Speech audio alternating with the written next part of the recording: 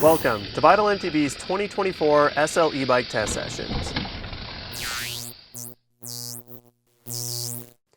In this video, we will discuss the performance of Giant's Trance X Advanced E Plus Elite. To read the full review, head to vitalmtb.com.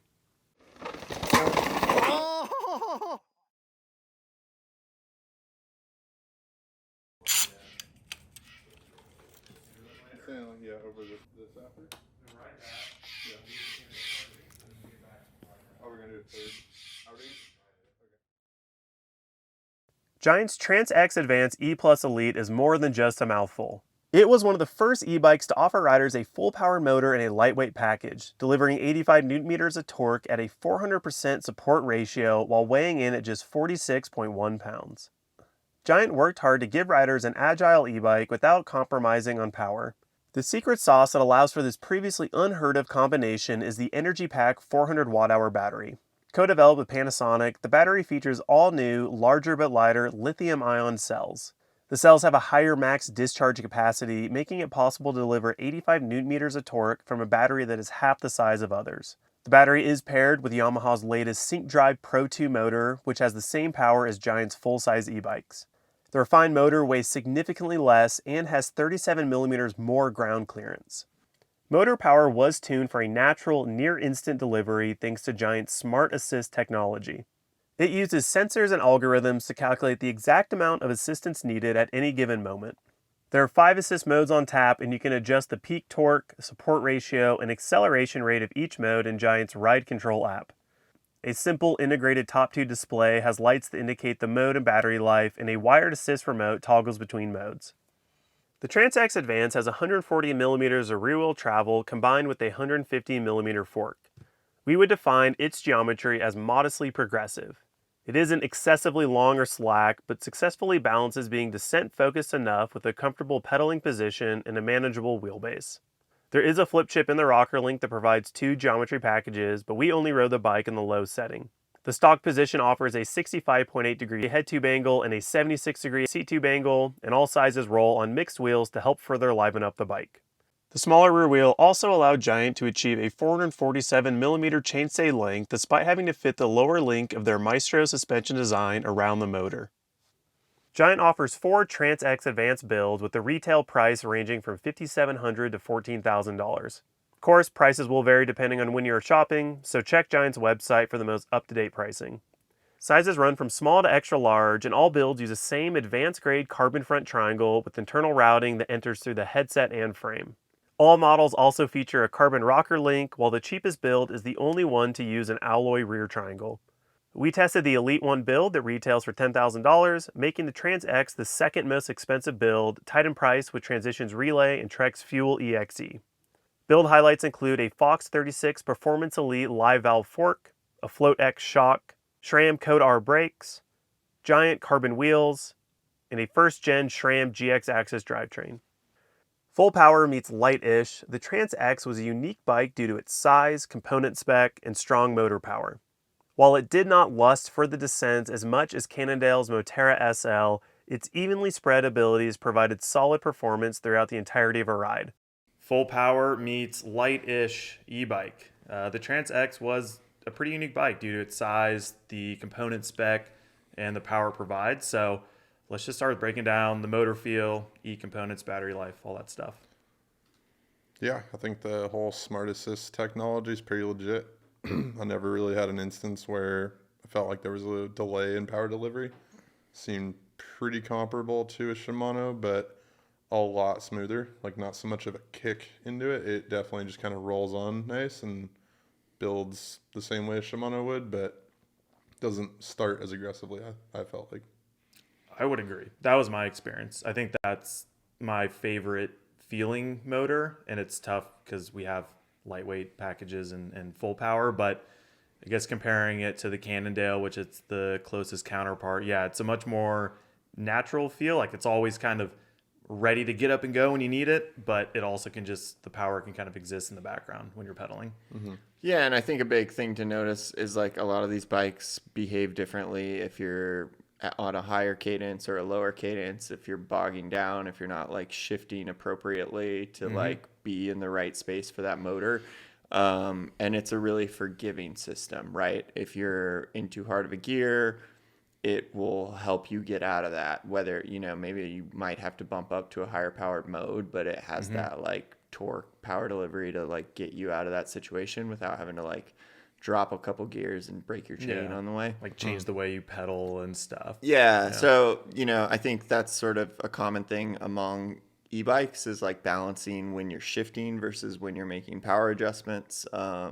And it's forgiving, if that makes sense. No, that makes a lot of sense. And I think it's cool in the lower 2 modes. It felt like level 2 from 0 felt exactly like an SL standard e-bike. And the upper 3, like you said, it's forgiving. I just got consistent torque regardless of your pedal input or gear. It was the same, just at different top out speeds, sort of. Yeah, totally. Yeah, exactly like you're saying. Mode 2 or level 2, however you want to refer to it as, is like the same as the 60 newton meter motors at full boost, tilt. full tilt, which is pretty insane and kind of the same as the Cannondale. It means you need to think about maybe who you're riding with or how you plan to use a bike like this, because you don't want to get roped into thinking you're getting an SLE bike when the reality is you're getting a full power motor.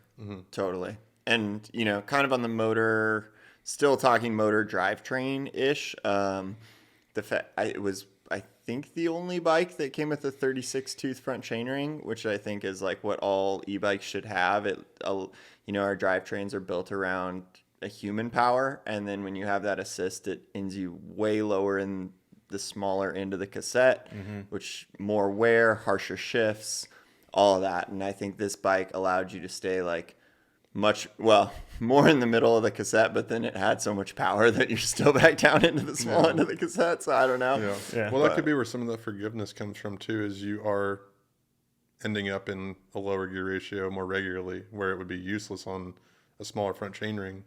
It opens up that that kind of part of that range of the cassette and kind of lessens those like, oh, it's just got really steep and I don't have enough, input to get the bike to go. Right. But even in those instances, it was pretty forgiving.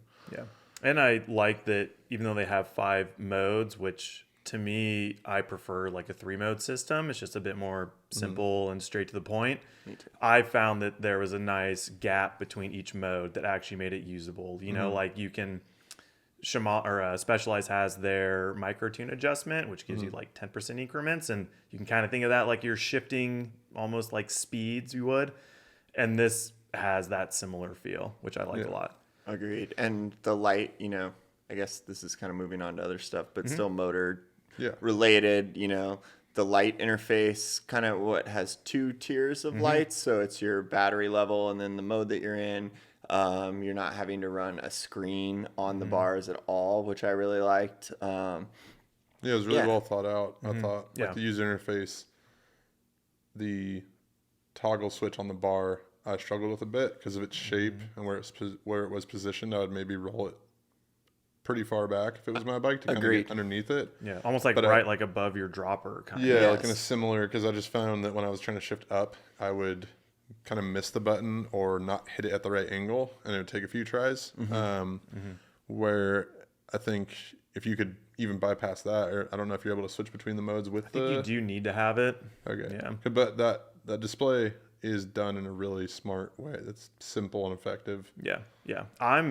I'm usually pro display. Like I want to have the information at my fingertips, but that gives you a little bit more than the Fazua system. That's just, the Fazua system gives you like 1 bar of lights that does give the same information, but I like the distinguished.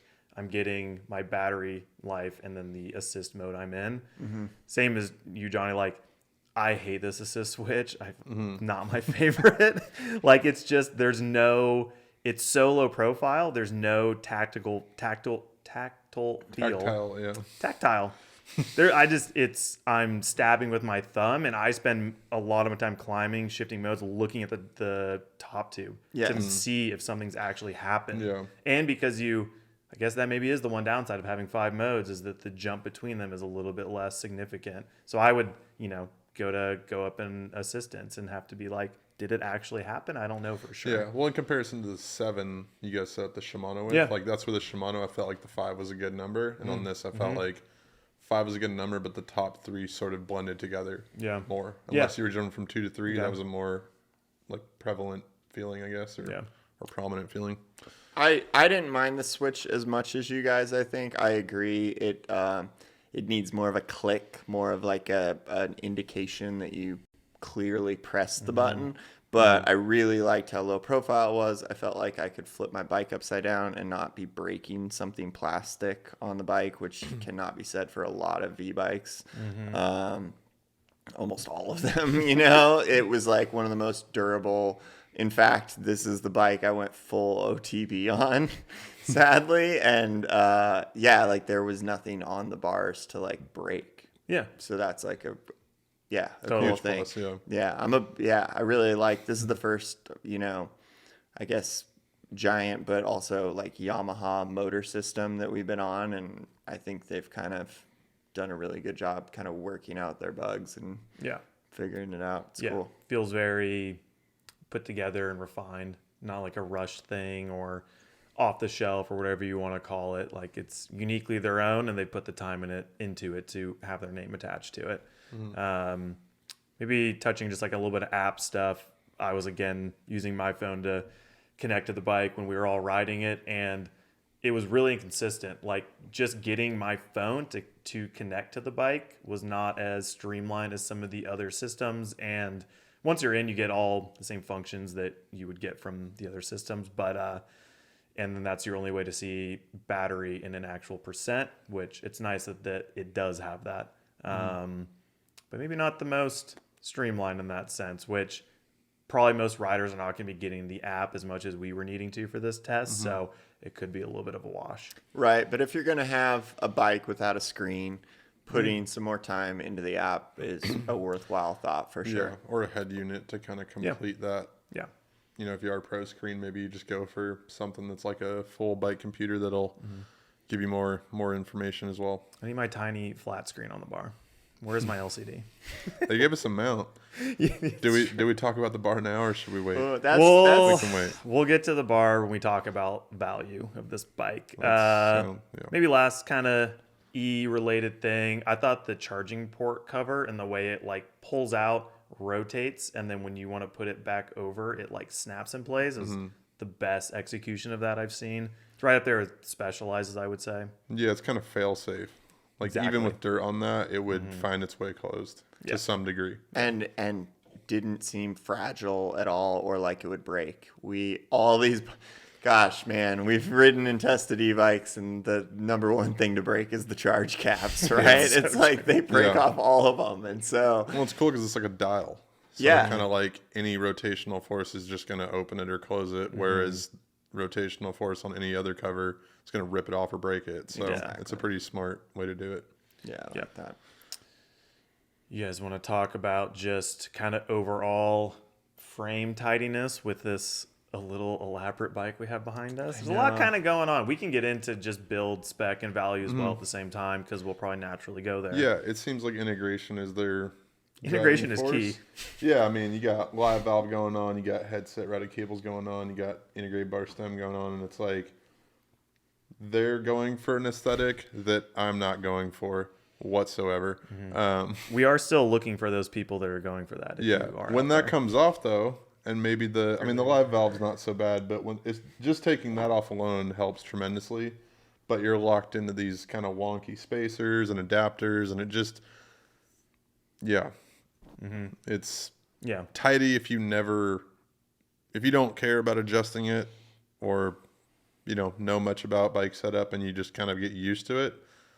Not an issue, but for anyone who's kind of in tune with that stuff, kind of a nightmare. If you have a way that you like a bike to feel, Forget it. Forget it with an integrated bar stem. Is Sorry. nothing worse than that? They're not for me. I feel like we have to give credit where credit is due because they at least built in adjustability to their one-piece bar and stem. Yeah, That is cool. And even if we didn't get along with the adjustments that we had on offer, doesn't mean everybody might have that Right. experience. My beef is more with the fact that it's a $10,000 bike, but there's places I would there have rather been value put on, like brakes. I don't Shifting. need shifting. I don't need carbon wheels. I don't need live valve. I don't need the one-piece carbon bar. Like those aren't adding to the experience of riding this bike to me. Yeah, and I think the live valve was unnecessary. I didn't really notice it. I never noticed it. I think a more like sensitive or I don't know, effective version of live valve. I don't know how they tuned it, but if it's on there, like I want to kind of feel it working and know where it's working and have the option to adjust it. Where I guess this would be classified as Performance Elite live valve. That seems to be what it is, which I haven't interacted with. I've only ever used the factory version where you're able to adjust those sensitivity levels, and that I think is useful if that's what you're into. But again, for 10 grand, I would rather see a Grip 2 damper in the fork and a factory or even Performance Elite shock and fork. Ditch the like Kodar brakes. That's a $3,000 bike spec. You know, We're better than that. Yeah, they're such a large company. I can understand the kind of old past generation access derailleur and shifting, but Yeah, I mean, it doesn't feel like a $10,000 bike. I agree. The build below that is $7,000. So theoretically, you'd have $3,000 to play with, and you could have money saved over and put in some upgrades to the bike that would be worthwhile from that build. Too, with like live valve, almost to your point with the Cannondale, where the climbing position and maybe climbing performance is maybe not first in your mind because you're ripping up the hill. Like you have such a powerful bike. Like this is in that same class to me, where you can I don't need extra climbing performance out of live valve, at least personally, I don't. Only discrepancy I see is 76-degree seat-tube angle. And this is like really splitting hairs, but it's like, you think it's 1 degree slacker. If you use live valve, it would keep the bike from kind of sagging in. So they're like, well, we'll put you in a more efficient, not effective pedaling position that lets you ride at a higher speed and use the suspension to sort of hold you there. Whereas a steeper one would allow you to sag and still have some leverage against the bike. So I kind of understand the philosophy, but it doesn't really. I don't buy that they like designed that far. Because for $7,000, none of that is there. It sure feels like they just got a good deal on live valve, and here we are. Yeah, a while ago. Going into value in a $10,000 bike, that's probably the worst dropper post lever I've used on a bike since dropper posts were invented. since the under the seat. Yeah, lever. I mean before that, since what was the very first boot one? The drop one, right? The one underneath your seat, is that what you were talking about? No, what's the gravity dropper? Gravity dropper. Yeah. Like I think the gravity those dropper things are still running to this might day, have been a better lever than that for sure. But yeah, all right. We can move on from the build because this bike does do a lot of things really good. So yeah, for sure. I mean, I'll start talking about climbing performance, even though I don't value it as much how a bike climbs like this because you can rip up a hill so quickly. The rear suspension I thought was exceptional at just taking bumps when you're seated and being super smooth. Like I was never unsettled in the saddle. Easy just to spin circles and mob uphill. Yeah, never did anything weird. No. And it's just an efficient platform. Yeah. No bobbing, absorbs bumps. And then, as far as motor and all that, like we said, just really easy to go along with.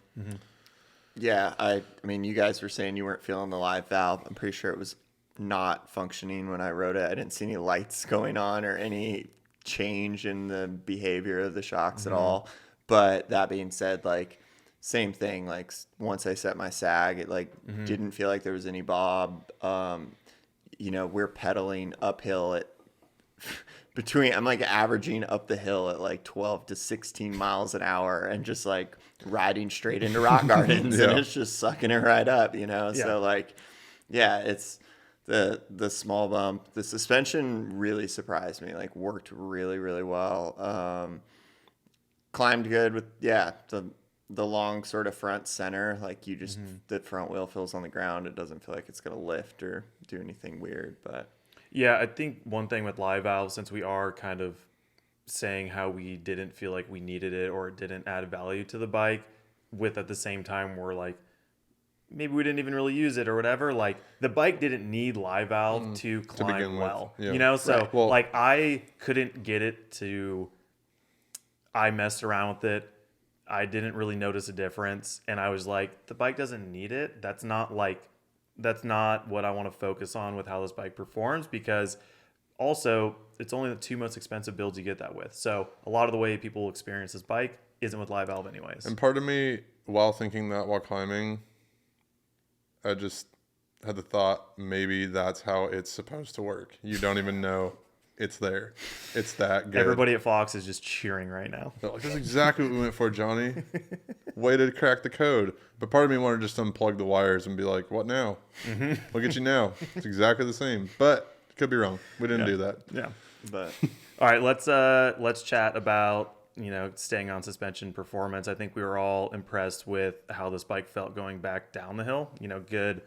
I thought it was active and good support while just like tracking the ground incredibly well. So yeah, Yeah. Well, I was going to say, for me, certainly overshadowed by the bar, unfortunately. It just kind of, I don't know. I know it's effectively a short stem, but I just couldn't help but feel very far over the front of the bike. And I kind of felt on the technical terrain like I was just kind of along for the ride. I didn't feel like I could maneuver the bike that easily. Like on the mellower kind of high speed stuff, I got along with it pretty well, but I felt kind of just like stuck over the front of the bike and would have liked to ride something with some actual back sweep and just a traditional setup to kind of really ride the bike for what it is. I felt like I just, didn't get along with it great, but the suspension did work really well in those instances, and got it to like the best I could to where it felt like it was a pretty happy place. But unfortunately, the kind of geo threw me off a little. Yeah, and I think like I got to hop on for like half a lap with that bar and stem combo and immediately felt the same thing. Felt like I was on a drop bar bike almost. Like it's hard to explain, but there's That's like exactly the you have like feeling. you're in your palms are being pressed against the handlebars forward and not like downward. yeah. So I really didn't feel like I didn't feel like I could ride that bike without a negative bias without swapping those out.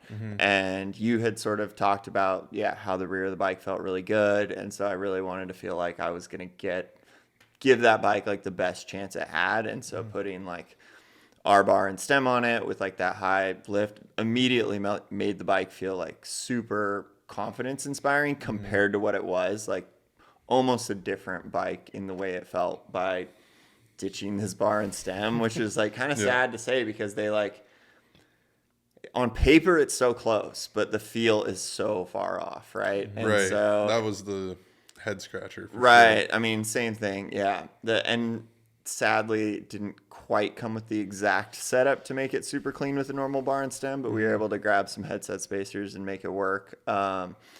But once that was done, I was like surprised to even know that this bike was a 140 mil bike because it felt almost smoother than the 150, 160 bikes in the rear. It felt like immediately almost just felt under forked because it's got a long wheelbase. Definitely. And I was like, I want to let this thing go. Like it actually wants to go fast. Yeah. And That was surprising to me too. I thought it was, I guess I didn't read the names. I thought it was like the rain equivalent. That's how it felt. So I can't imagine what that bike can do. Yeah. Yeah. But it certainly felt like it was in a category above what it's actually in. Yeah, super, super great. I haven't ridden a Giant since that first 29er rain came out, and I was really impressed with how the rear end felt. So I think you're right. I think like kind of, when you get into value and other things, it's like the bike has a lot of great things going for it. That specific model and build out is maybe not the one. Yeah, there's too many kind of odd little things going on that maybe make it hard to sift through and get to what the bike is best at. Which, for me, most of these bikes were a little too big, and this bike felt the most too big for me. And I think like you talking just about how like large the front end of the bike is, it was like this weird... Which isn't like on paper that big. Like the No. reach number's not huge. but Yeah. it does have a not steep, but I Yeah. mean 65-degree head tube angle, and yeah, maybe a slacker head tube angle would kind of bring the bars back and make that roll actually sweep back, not Yeah. just be forward and up, and it would maybe all come together. But Yeah, like for me, it was like, oh, this bike's way bigger than all the other ones. The rear suspension feels really capable and smooth. When I start pushing it, the bike's heavier than the other bikes, and immediately I was like, why does it have such a small fork on the front? And like, I just want it to be. It felt like it had more it could provide, maybe. Yeah. And like any of these tests, maybe somebody who would get this bike, they could tweak things to fit how they would want. And there is, I would say, a little bit of potential out there for what you could probably get out of this. We kind of got an interesting spec, but it's pretty versatile for this like new mid-weight e-bike category. Yeah, but kind of still on that quote mid e-bike weight category. I think we kind of have to dive into battery performance a little bit, because as a super powerful bike, I think it almost needs a little more juice to get the longevity Right. that we would like to have out of it. I came very close to killing the battery, but I did go do what you did on the Cannondale with like a full pull high speed lap, Okay. and it dropped off pretty seriously towards the end of the battery life. Maybe if I had started sooner, it wouldn't have been as big of a percentage, but I went through a bar and a half, I think, doing that. I went from 2 to 1, and then 1 turns orange when it's past its halfway point.